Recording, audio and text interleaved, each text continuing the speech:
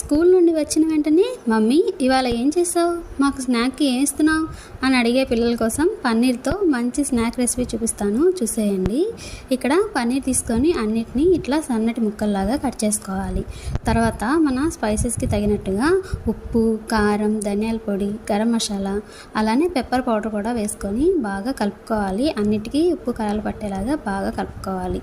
తర్వాత అయితే ఒక గిన్నె పెట్టుకొని ఆ గిన్నెలోకి ఈ కప్పుతో సగం కప్పు వరకు శనగపిండి, సగం కప్పు వరకు కార్న్ఫ్లోర్, ఒక హాఫ్ టీ స్పూన్ అంత మిరియాల పొడి, ఒక హాఫ్ టీ స్పూన్ అంత అల్లం వెల్లుల్లి పేస్ట్ కూడా వేసుకొని ఈ విధంగా పిండిని కలుపుకున్నాక కార్న్ఫ్లేక్స్ తీసుకొని అన్నిటిని కలుపుకోవాలి.